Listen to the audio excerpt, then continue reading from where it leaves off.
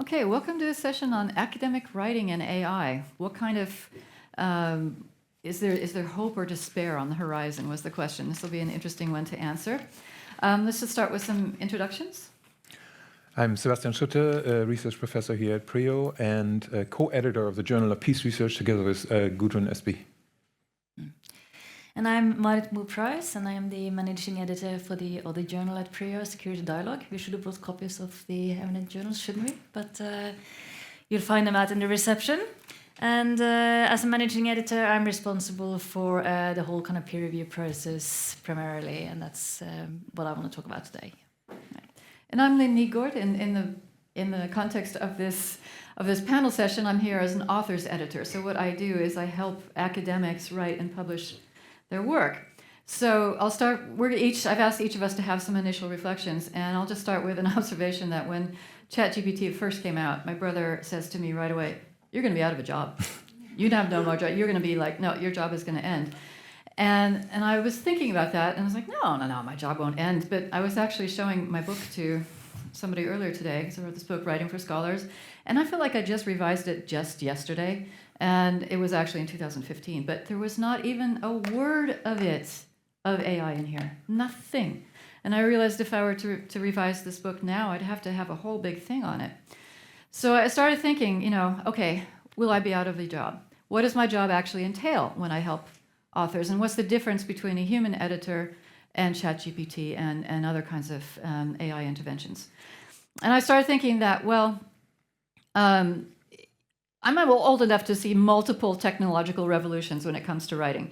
And, it always raises a question, what is writing and how do we teach writing? And I remember back when writing was penmanship, right? How well did you write? And then, of course, everybody started doing stuff on typewriters, and I was like, okay, it's not how well you write. It's about, spelling. And then computers came along and started fixing your spelling for you. So they're like, okay, no, it's not about spelling. It's more like, sentence flow. Does it sound good? Can you tell a story? And now ChatGPT is coming and telling a story for you. And so that now a lot of the writing professionals are up in a big, it's a big kerfuffle. We're like, what are we going to do now? Okay, so if it's not about storytelling, then what is it about? And in the first session today, they put the finger on it. It's about more like critical thinking. That's what we're going to have to be thinking about when we are teaching writing. And so I thought I would show you just a very, very short example, and some of you have seen this before, of what I mean by this, of the difference between like a human editor and ChatGPT. I guess I'll stand here. So here's an original text of something that, it's a real piece of text. One of my authors, English as a second language, not at PRIO, so I'm not outing anybody here. But it's a couple of sentences. Before treatment, 15 in-depth interviews were conducted, of which 8 with female participants and 7 males, to understand participants' own perspectives of causes of trauma. We chose to conduct in-depth interviews at the outset, as some participants could not feel comfortable expressing themselves in a group until some degree of confidence in the others was established along therapeutic sessions. It's not terrible. It's not great either. And as an editor, normally I'd look at something like this and go, okay. And then I would start trying to fix the English. And whereas ChatGPT, with a press of the button, with the command, "Could you please write this in more idiomatic English?" came out with, poof. Prior to treatment, we conducted 15 in-depth interviews to gain insight into the participants' own perspectives on the causes of trauma. Oh, so much easier to read.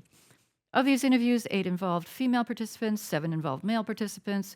We opted to conduct these interviews at the outset because some participants might have felt comfortable expressing themselves in a group setting until a certain level of trust had been established. Right away, you can feel like this is just easier, it's nicer. But is it good enough? Right? The temptation for the author of this would have been like, yes, thank you very much. Press the button, submit. I like it. But when I got to it, I started going, yeah, really? Because a lot of the decisions that you make are not about does it sound good or not, but where do you want to put the emphasis? So here, you had a whole big sentence of these interviews, 8 involved and then 7 female.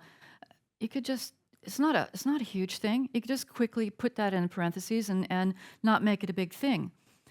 That's not that concerning. What's more concerning is that it wrote causes of trauma. And ChatGPT just wrote of trauma, but it's not trauma in general, it's of their own trauma. that was the interviews were supposed to be about. ChatGPT could not have known this because it was not in the original. And it's not in the original because they're struggling a bit with their language.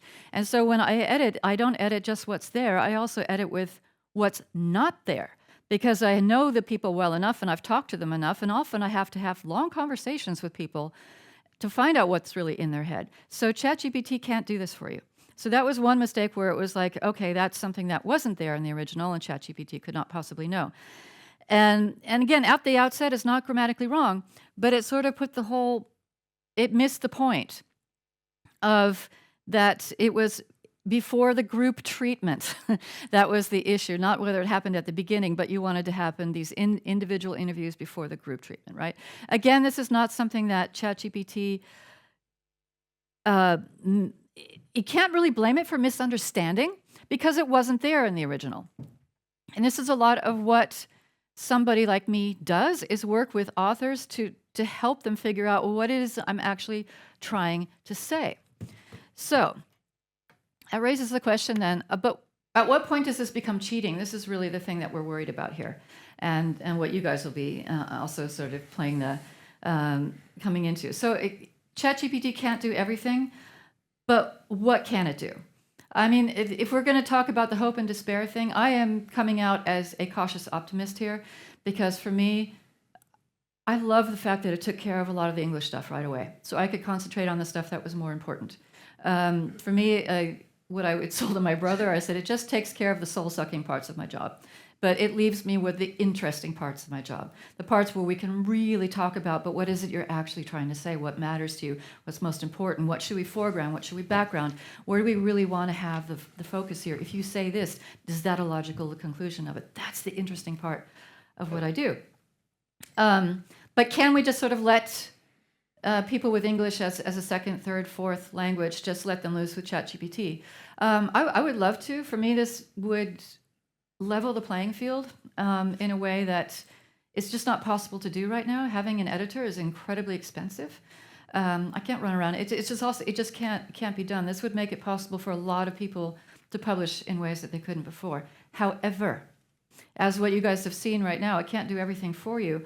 So whoever is using it is going to have enough knowledge of English to be able to say, that's not what I meant. Or it sounds good, but that's really not quite right. And already people struggle with arguing with the suggestions that Word makes for you with the grammar. They'll just blindly follow some of those things that, oh, Word says is and not are. And it doesn't always know what the subject of your sentence is, so it's often wrong. And if you can't argue with those grammar suggestions, you ought not to be following them, right? So can people use this if you can't use it without arguing with it, you shouldn't be using it.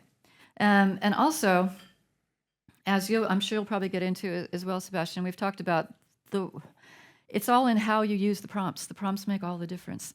And these are not something that you're born knowing how to do. I mean, I'm a complete novice with this thing, and I don't know exactly what to ask it. But just by changing it a little bit, the answers came out quite differently. So learning how to use prompts in a very sophisticated way would make a huge difference. And then we get to a question that we've talked about earlier, where you raised, does that mean the playing field, it's like we've raised the bottom, but we've raised the ceiling more? Right?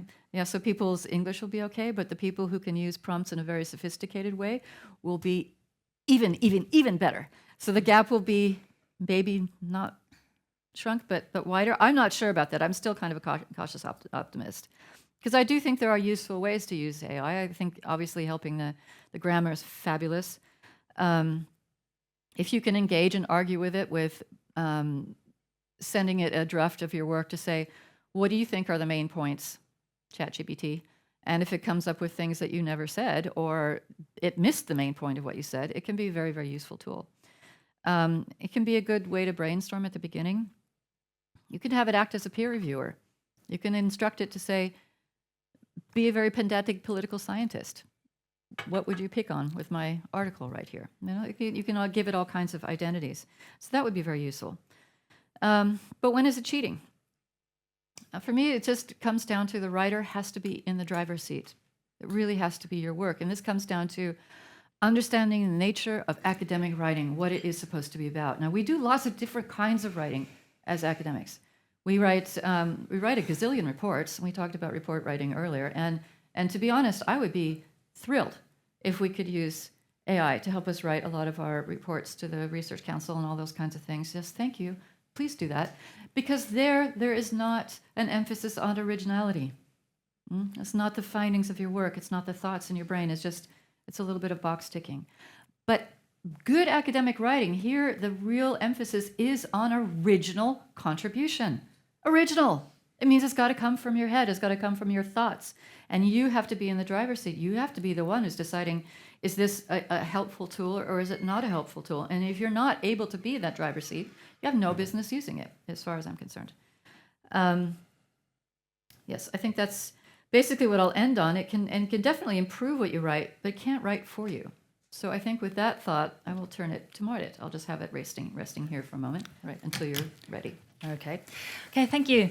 Yes, on the kind of positive versus negative side of AI, I think that my role here today is to kind of come with a word of caution in terms of the use of AI, and in terms of when is it cheating. I can certainly help with that. I can tell you a bit about that. And I thought I should start by saying that artificial intelligence is kind of the undercurrent of what I will be talking about here, and I presume that everybody is familiar with how AI can now generate text and be helpful in that way. So I want to start about 2 years ago, I think, when I was receiving all these kind of submissions to the journal database, which got me quite excited. Oh, we're being noticed in Kazakhstan. Finally, we get lots of submissions from Kazakhstan, and we're getting lots of submissions from China. Finally, after all these years with advertising in China, they've noticed us. And it was great, until I started noticing that something was a little bit off with these submissions. There were certain patterns here that didn't kind of ring true. And I knew this because I've been working with this journal for a long time, and I couldn't pinpoint one specific thing about each of these submissions, but just the number of red flags that in some told me that something was a little bit off here. And upon closer scrutiny, none of these authors were possible to trace. The institutions were non-existent, and I started smelling a rat. So then I started digging a bit deeper, and I discovered that for about 2 years, we had been receiving submissions that had gone underneath the radar, which I hadn't picked up previously. So what are these, and what is happening here?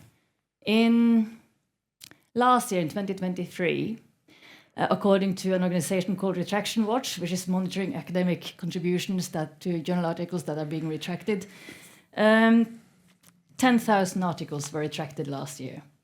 And these articles were retracted for a number of reasons. That could be honest mistakes, it could be plagiarism, or it could be downright cheating. And the majority of these 10,000 submissions from last year were, in fact, what are called fake submissions produced by what is known as troll factories, paper mills. You know, a beloved child has many names. What I want you to understand today, I think, is the scale and the professionalism of this. Because these article factories, paper mills, troll factories, what have you, they are super professional. The submissions we had to our journal, that's just a small sample of what's happening out there in terms of number of submissions. Today, as a researcher, you can go out online. It works like a web shop. You can go out there and you can buy what you want and what your wallet can afford. You can buy a pre-accepted article, an article that's already ready, accepted in a journal, or you can select the topic which is suitable to your professional career or whatever you want. You can choose whether you want to be the sole author, the co-author, the level of the journal you want your article published in. All of this is just down to how much you're willing to pay for it. And the price tag is in the range of $1,000 to $40,000, depending on where you want this article published. So you can see, and what's more, these providers, these troll factories, they guarantee publication. So they're not just taking your money; they guarantee you this article will be published somewhere. And so there's money in this. There's a lot of money. $40,000 for one article, and if you have 5 or 6 authors on that submission. You can see how this is. And if you're going to look at the scale of things again, let's go back to 2013 when Retraction Watch started recording retractions. Then they had 1,000 submissions. In 2022, there were 4,000 retractions. At the end of 2022, entered GTP, and in 2023, you had then 10,000 retractions. And GTP had just arrived. I haven't seen the scales for what's going to happen next, but it's going to be huge, is my prediction to that. And what's more, ChatGPT has just made these fake submissions infinitely better. They're much harder to detect. It's not cut and paste anymore like it was back in the days, the submissions that I found, which were easy to cover. These days, they are much more targeted. These professional factories, they tailor their submissions to the journals. They learn to know the journal. They scope what titles they publish. They make sure that the articles are citing articles that have been published in that journal previously. So it's getting harder and harder to detect. And what's the problem here? Well, you have a customer who's willing to pay for this. Who are these customers? And that's young academics, or not just young academics. There's also more senior academics who just want to kind of boost up their CV or be more successful with their applications and or want to progress in their careers and so on. So we have a massive market here. It's the publish and perish system at its absolute worst here, which these troll factories are feeding on. These are their customers. So what's driving this? And my argument here today is that really the research infrastructure that we've built with the publish and perish system, open access, which is now changing the business model for the publishers. It's now become quantity over quality. That's key for the publishers in terms of making money. And it's forcing the journals to kind of, forcing everyone really to kind of lower the standards. We are creating the perfect storm here for the troll factories to just feed on this and keep feeding us. So why is it then that the quality system that we do have in place does not kind of stop these fake submissions? And there's a number of answers for this, but one thing, as I touched upon here, that the quality is just getting better. And we are under heavier pressure to publish more. And also the reviewers, not least, are under super heavy pressure to carry out essentially free work. And back in the days when I started with this journal, I would send out 4 invites to get 3 reports back. Today, I'm sending out often 10 to 15, even 20 invitations to get 2 reports back. And it goes without saying then that when you had to go so far out in the field there to find reviewers, the reviewers who are reviewing the papers are further detached from the subject matter of the articles and perhaps less capable of catching the mistakes or catching the things that should be caught and so on. So again, we are just kind of diluting the quality of the academic system that we have in place here. And it's deeply concerning to say the least. And adding to this kind of whole artificial intelligence problem here, not just are the articles getting better, but not only is the business model for the publishers changing, but the publishers are also kind of quite keen now to make money on what they have. So with the open access policies that have been put in place with the publishing with BBCY license, etc., what we're seeing now is that virtually all publishers are looking into selling out their entire backlog with no consent being sought from the authors. So all academic articles previously published will now be fed into language. What do you call it? The large language model systems, in order to create even better articles. And the question I'm left with then is who's gonna benefit from this? I can just see the kind of the troll factories here rubbing their hands. You know, they are gonna get. This is gonna be trolls on steroids, basically. And I asked GTP what that might look like in the future. And these are the academic trolls just looking forward to feeding more on our system. And I wanted to just end with kind of my last two kind of takeaway points for you to perhaps remember this. And that is, the first point is that the research architecture that we have created with Publish and Perish in academia, that's on us. And the whole system lends itself to misuse by artificial intelligence. And it's for us, I think, to try and find the answers to how are we going to organize our own kind of research architecture. And the second point I want you to remember is that quality in academic publishing is our best defense.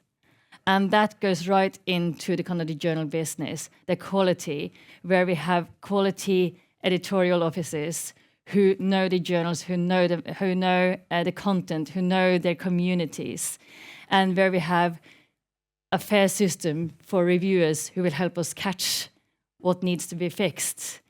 And then also to learn to use artificial intelligence in a good and clever way. Artificial intelligence could also be used to detect fraud. But yeah, that's not a story. Okay.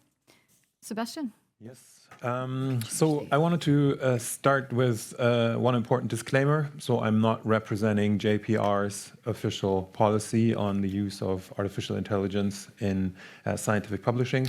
We don't have a journal-specific policy, but our academic publisher and Security Dialogue's academic publisher, Security Dialogue, does have a policy that sort of regulates in basic terms what can and cannot be done, and it, and I think that's a very good sign, broadly aligns with your thinking on the matter, Lynn. So, for example, using, say, ChatGPT for language editing is okay, according to them, for as long as the author is in the driver's seat. Using it to generate bulk text with hallucinated, references and all that bad stuff is not okay. They have concerns over copyright violations. So even though the model itself or the providers of these models claim that they have copyright over the training material, common sense will tell you that they don't.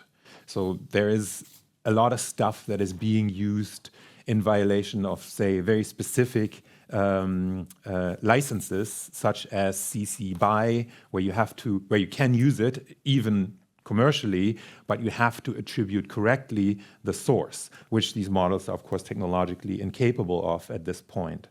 There's also a concern around plagiarism, because even if you rephrase something, it is always a line that is up for definition to some extent, and interpretation, where sort of the novelty begins, where the plagiarism ends, and what level of attribution is actually warranted for sort of presenting a quote-unquote new idea, which is a riff on an existing one. And there's another point they touch on, which I think is very important, and this is confidentiality. So when you submit your paper to the Journal of Peace Research, we treat it, of course, confidentially with our reviewers. And the reviewers are not supposed to send around the draft. And the reviewers, of course, are not supposed to copy and paste the draft into ChatGPT and have a review auto-generated, because at that point, the paper has gone free range. So we really don't want this, and we can specify it, we can sort of add our 2 cents to this, but this is already anchored in SAGE's AI policy. So this is good, but with regard to the bigger picture, what kind of feelings are induced by the horizon? I think this is a very difficult question. I mean, for once, the horizon is kind of blurry at this point, because we're looking at such rapid technological advancements. And this maybe is another disclaimer worth making here for this discussion. When we talk about AI technologies, large language models, multimodal models, things like this, we're talking about present day. And this talk might not age very well, because what happens in 25, 26, 27 is really anyone's guess. So the horizon is kind of blurry, but it's coming at you at the speed of sound. And it's a situation that generates, I think, understandably, a lot of anxiety. We can look at it in numbers, however, to get a very sort of crude idea.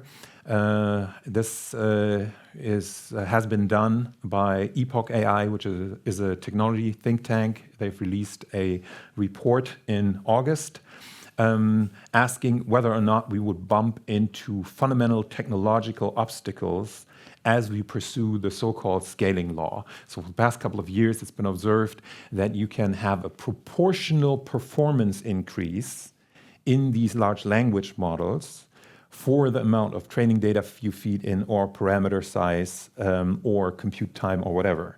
So there is a proportional relationship, and this is really crazy, because normally these technologies taper off and plateau rather sooner than later, and this combination of transformer networks, deep learning, massive amounts of data doesn't yield this signature of tapering off. But it might. For example, if you run out of chips, this is one of those fundamental obstacles. Is chip production capability really able to keep up? The answer is yes. For the next 5 years, it is. Is power production capability enough to power these data centers to train? The answer is yes, for the next 5 years. Microsoft has just announced that they're buying small modular nuclear reactors for some of the power centers. I think other data providers are looking into similar technologies. Investments are being made massively into new data centers. And some of them run in the tens and cumulative hundreds of billions of dollars, which is an insane amount of money for like a real physical thing that is being built in the world. And then the question is, will we run out of data? Will we run out of training data? So there's only so much human-written text in the world. Only so much of it is machine-readable. And the answer is no, not in the next 5 years.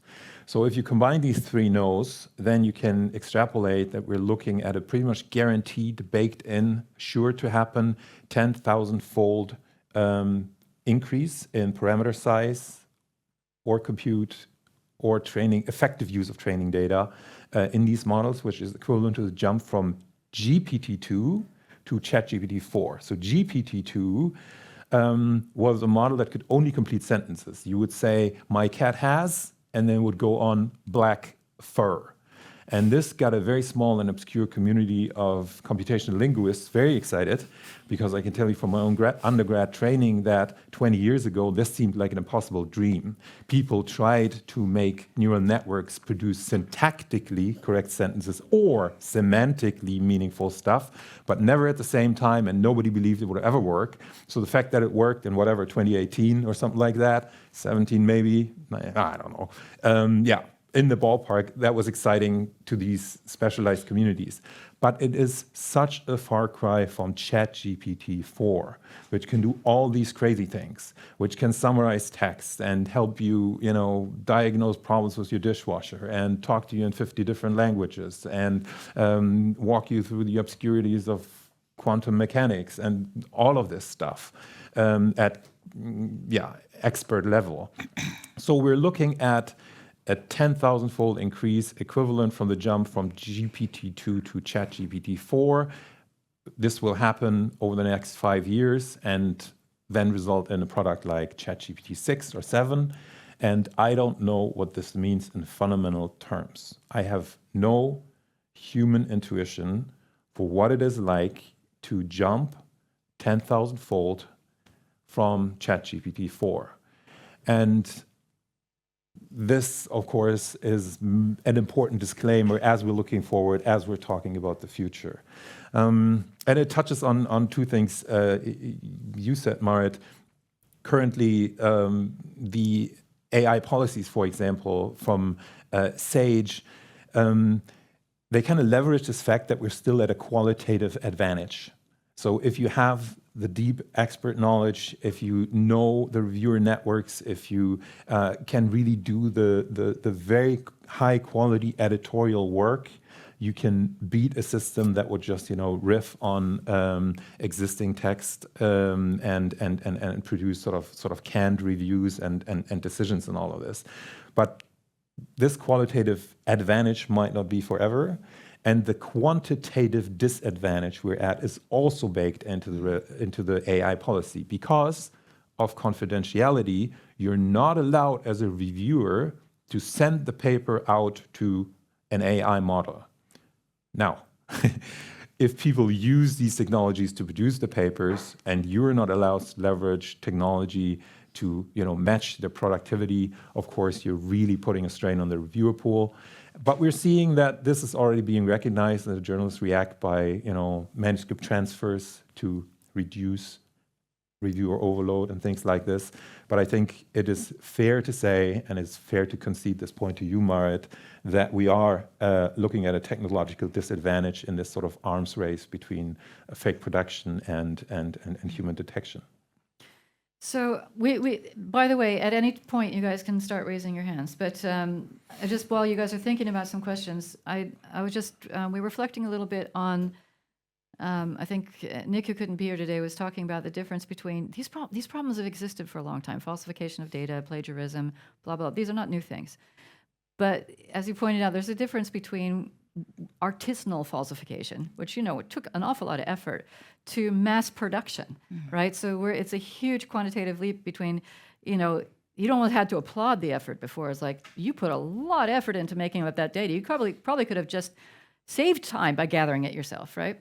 And now it's like it's with a touch of a button you can suddenly have a whole bunch of data that's getting increasingly difficult to spot as being fake.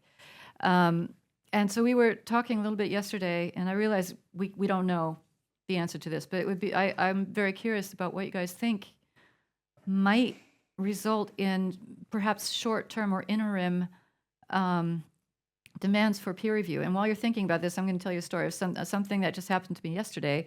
Somebody got in touch with me because they heard we were talking about this, and they said, okay, real story happening right now. She had Googled herself, as one does, and found a citation, a brand new citation. She thought, oh, this is lovely.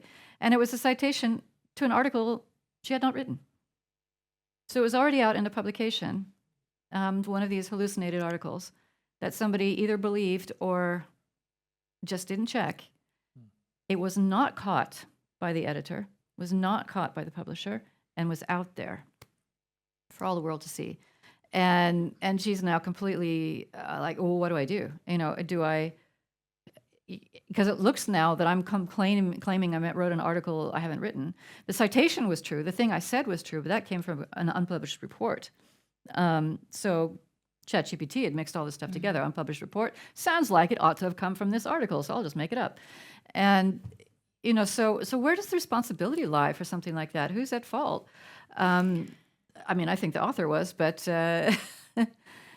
beyond that. The author was at fault for having a false publication under their name out there? Yeah, well, the author of the chapter, not of the author of the chapter who cited a fake publication.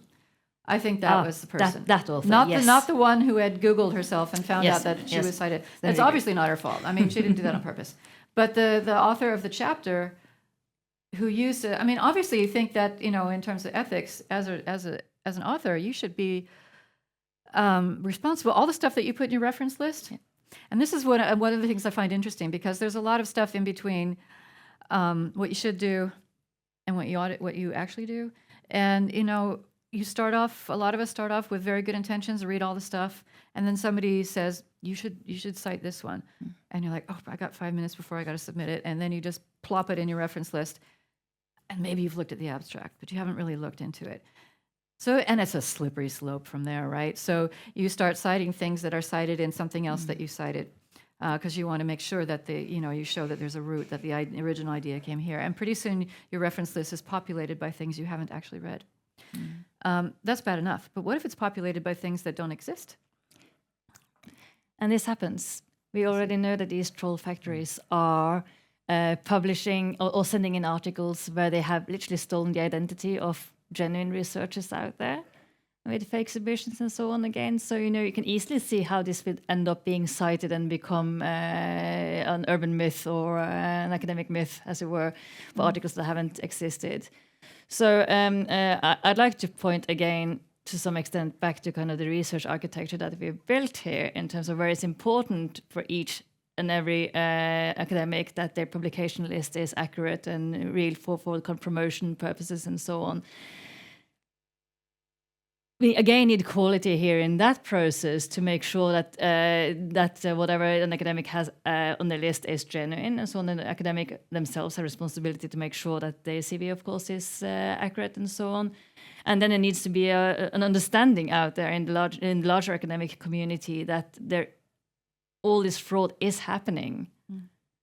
And the best every individual can do is to keep our own path clean. And when we are publishing articles, we, with due diligence, make sure that our article cites others correctly and truly and fairly. And we're back to quality again. Quality, I think, is the only thing that can beat this.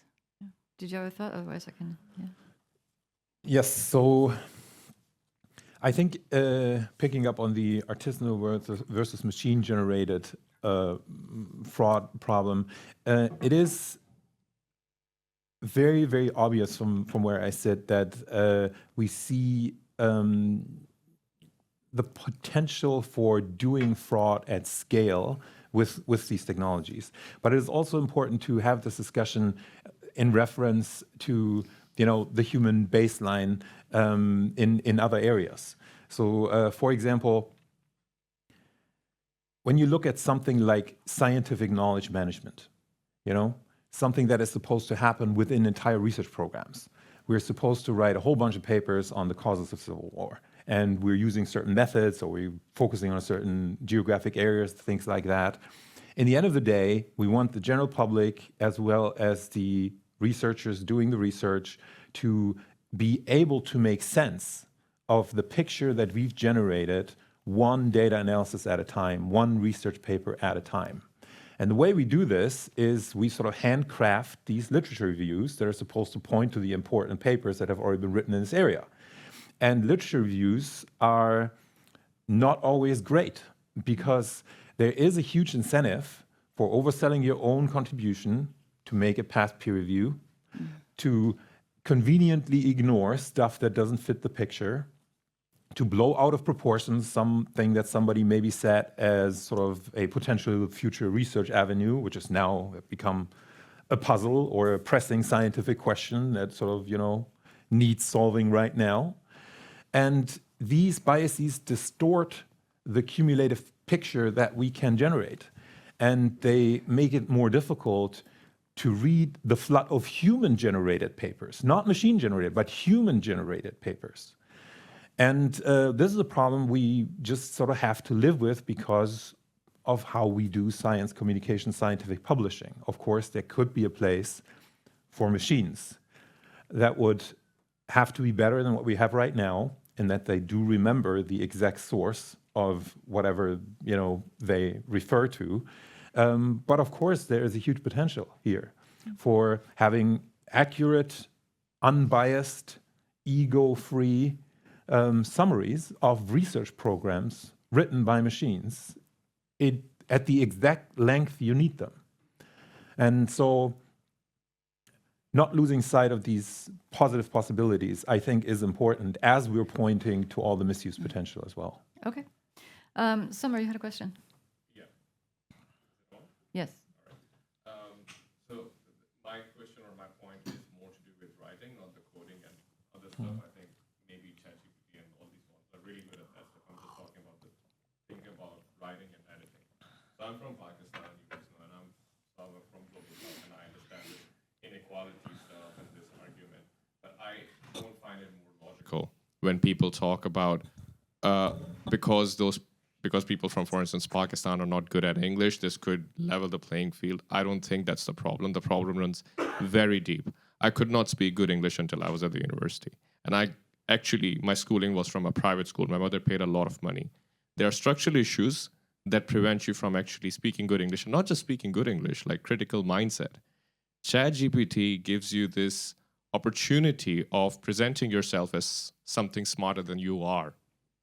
And a dumb person in my past summer, could actually get away with a lot of things using ChatGPT. I wouldn't be challenged. And I think this is far greater of a danger than people not being able to send their papers to these big journals. And also, like, these policies, I feel like it's so ludicrous, right? It's so stupid. I don't understand like how these minds work when you see these journals coming up with these guidelines like, oh, if you are coding it, just mention ChatGPT, and we're gonna rely on AI, those systems which could detect if it's AI generated or not. There was a recent post, somebody found some model found US Declaration of Independence to be 97% AI generated. I mean, this is where we stand. And where's the resistance against these people? Who's accountable for all these stupid models coming in without watermarks and everything? I think I feel disappointed in terms of how academic journals have, responded to this thing. Not taking care of how would you enforce all these things. So anyway, my whole point was like, are we really looking at other implications? Of course, one thing is, as these legitimizing narratives circulate around us, but also what's the substance in them? That's it. Okay. Do you guys want to respond first before we go to Christopher, or do you want to hear Christopher's question? Happy to respond. Okay, go for it. Marit, do you want to? Yeah, no, I can just say that I think that you're putting your finger on something important here, but we are in the infancy of artificial intelligence, and I think in the journals and publishers alike are still struggling to understand what this is and how to handle it. There is no common policy, as far as I'm aware, neither between publishers nor between journals in terms of how to handle this.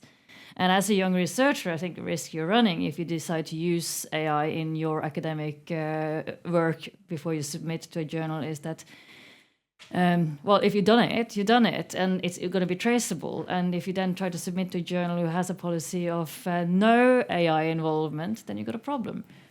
And I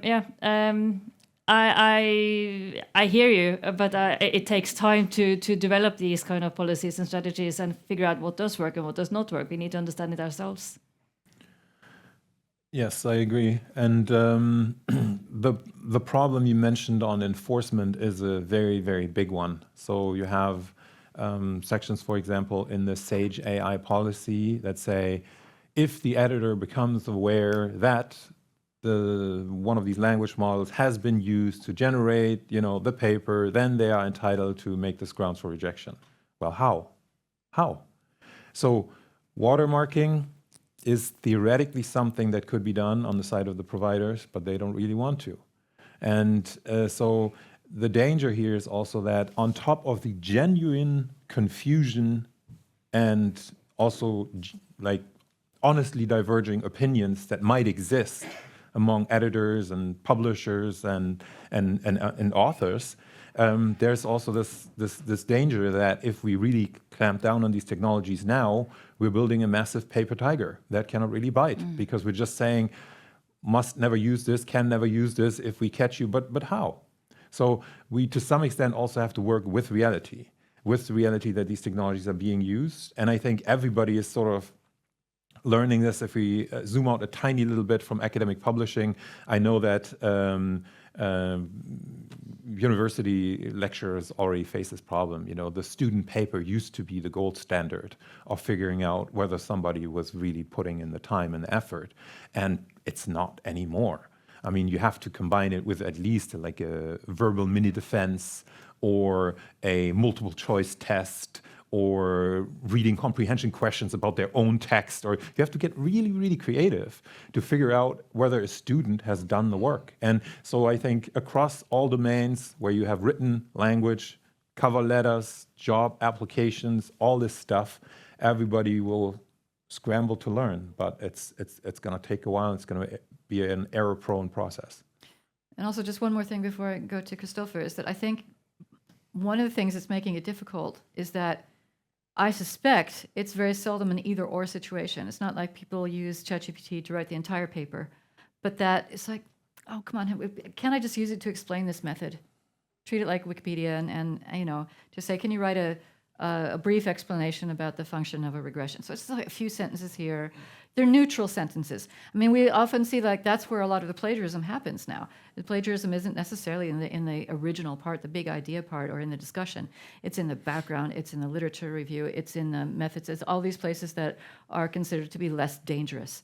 And it's probably, I would suspect, a lot of ChatGPT interference in these areas as well. And the problem with that is not that it's, you know, it is the least important part of the paper, perhaps, but at the same time, it's such a slippery slope. It's such a short way to go from, can you just help me fill in my background section, to, my discussion section sounds a little bit weak. Can you puff it up a little? And then suddenly you're into much more shaky ground. And that is part of also the big problems as why is AI not necessarily detected, because it is perhaps used for methodology, or it's used to develop a table or an image and so on. It's used in medicine to by these mills to produce fake evidence of clinical trials that have worked and so on.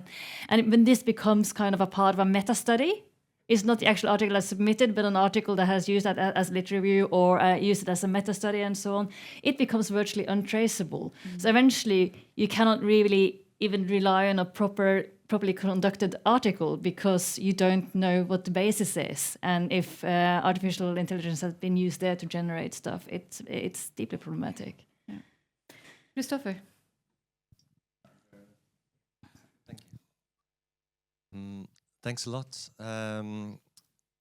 I wonder, to go back to what you said, Lynn, in the beginning, the author should remain in the driver's seat. And you just touched upon the difficult lines in terms of exactly what that means. But I'd like to hear some more thoughts on exactly where the line goes between being in the driver's seat and not. And if you're in the driver's seat of a car that is, doing most of the work for you, how much can you take credit for it? So, second, also there's something called EU Living Guidance on the use of AI in research, and it's quite helpful to think about for thinking about this. And then one of the issues is, or guidances is, use generative AI transparently. And I'll just read from this because I think it's very key. Researchers to be transparent detail which generative AI tools have been used substantially in their research process. And by substantially, it means, for example, interpreting data analysis, carrying out literature review, identifying research gaps, formulating research aims, developing hypotheses, etc. that could have a substantial impact. Reference to the tool could include the name, version, date, etc., and how it was used and affected the research process. If relevant, researchers make the input or prompts and output available in line with open science principles. So this sounds very sensible. But how do you actually do that in practice if you really use it as an integrative tool? And how will I be able to actually assess whether exactly how it's informed my thinking? If I'm just doing it continuously. Okay, yeah, should we try to answer that? I have a couple of thoughts on that. Part is we don't know yet. I mean, at least as far as I understand where the line goes, because it keeps moving. It used to be fairly easy to see the line because AI couldn't do some of the other things, but now it's suddenly been able to do stuff in a way that it's like, oh, yeah, I don't know. I think this is a really interesting discussion. Like I would have said some time ago, it's not okay to use it in analysis. Analysis should be you. But then again, if you're interpreting images, for example, we talked about earlier today, like there's an image of a vehicle, and is this what kind of vehicle is this? If you find that AI is able to more accurately detect what kind of vehicle that is, then maybe that is a case where there's an argument for saying we used AI to detect how many vehicles and what the vehicles were, right? But then the level of interpretation of that would then fall on you. What does that mean, right? That would sort of fall onto you. And we talked the other day about literature reviews, where I actually have I'm very skeptical about using any kind of large language model for literature reviews, because I always see literature reviews as simply a non-neutral thing, where you're always getting a particular angle of it. There's no such thing as saying, can you please, my field is research productivity. I can't imagine saying, can you please review the literature on research productivity? There's way too much. I'd be more like, okay, you'd have to ask a much more specific question, like how is the research on research productivity changed over the last 10 years? Or what are the clusters of variables that are now in fashion compared to, there's all different ways you can review the same body of literature, depending on what it is you're interested in. And it's not necessarily nefarious. It's not necessarily to ignore some things that shouldn't be ignored, but it's because you can't cover the whole world all the time. You are interested in a particular thing. And so therefore you review the literature for that purpose. And as long as ChatGPT can't really quite get the literature system, I mean, it keeps making up literature that doesn't exist.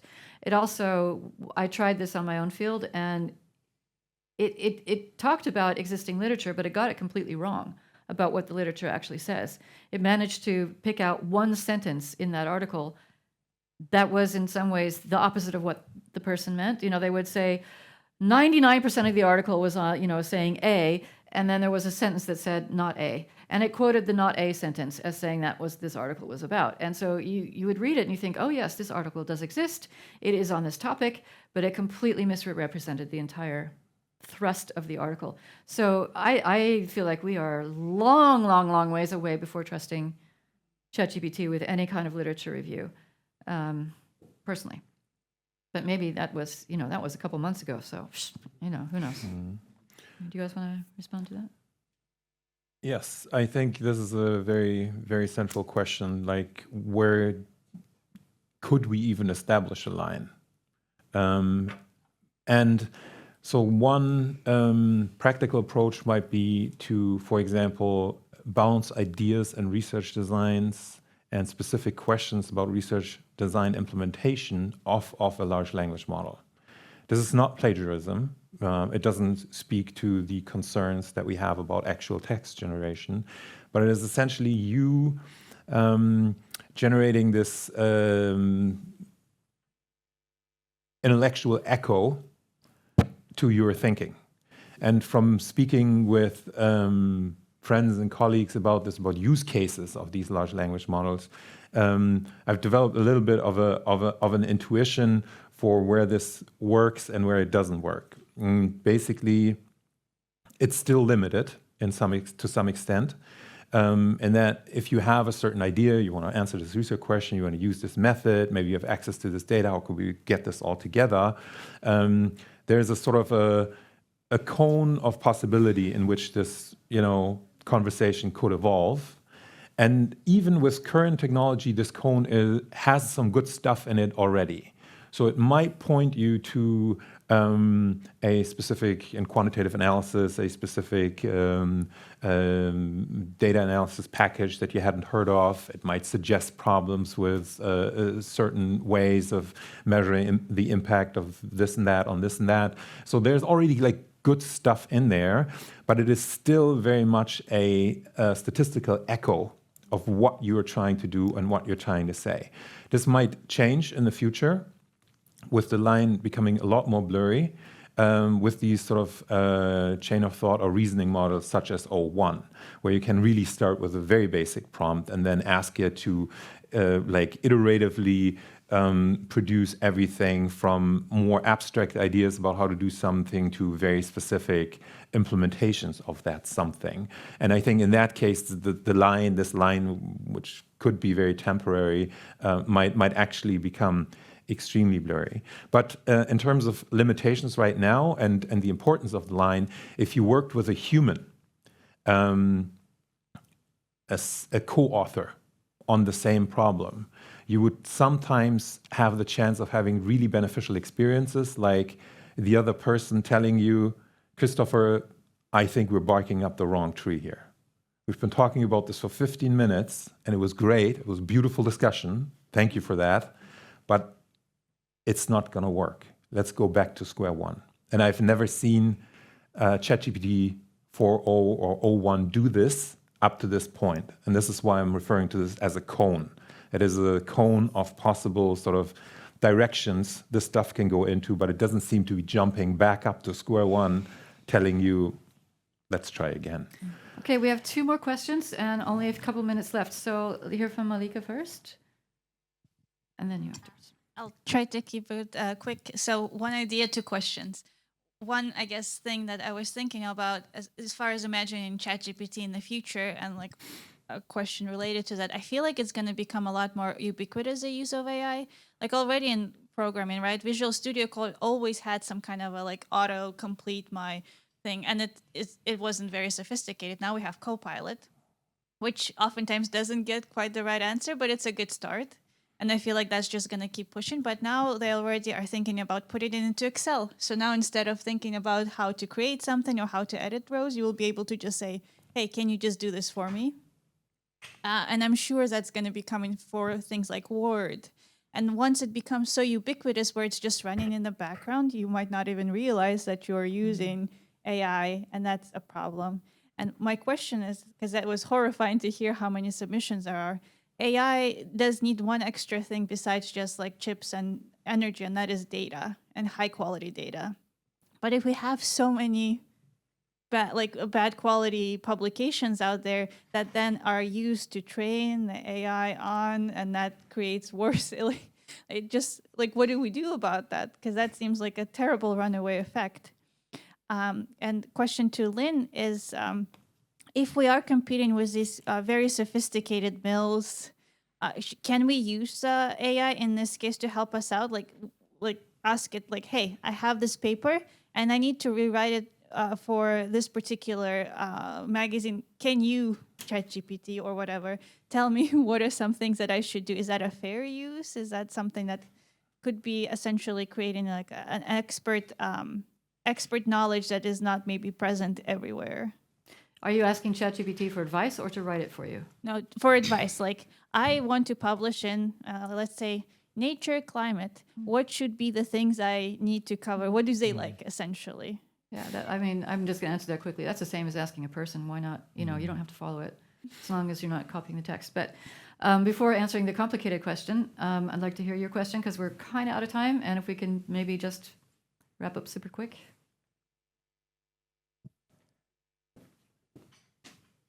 Thank you. Thank you for a really interesting discussion. Very thought-provoking. And I'm most taken by your observation as a managing editor, that in some sense, and I think this has been going on for many years, the incentive structures have been not quite right.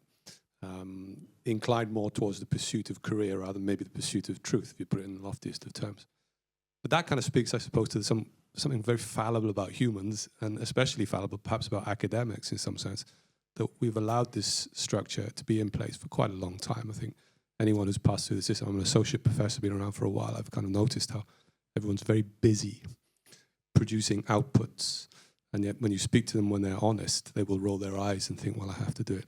So we've been kind of part of this system for quite a long time.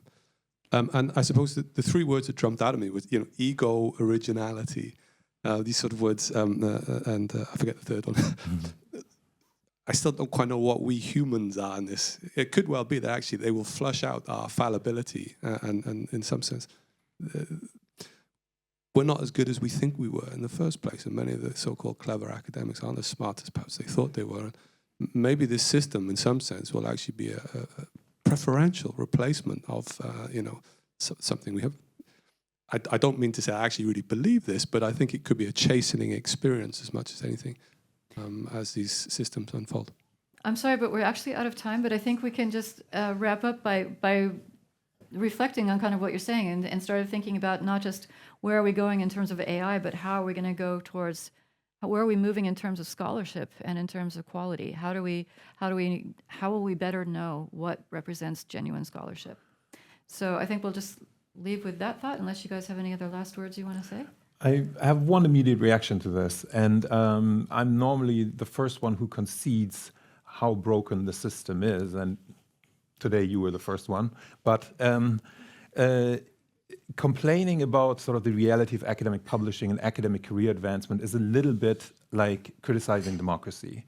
It is pretty much always justified because democracy produces suboptimal outcomes left and right. But it's the best system we know of. And we have a paywalled, peer-reviewed, quantity-optimized publication system. But imagining the alternative to that is super hard. And I hope we'll get there. And technology can play a part in it, but getting the incentives right is the really hard part. And I really hope we will be able to improve on it. Yeah, I'd just like to conclude with it's super complicated. I do not have the answer, but I think the best starting point is really that we need to remove the incentive for the publish and perish system, which means we need to rethink how we're doing research and how we produce research output. Yeah. Great. Thank you guys so much for coming. And yes, thanks.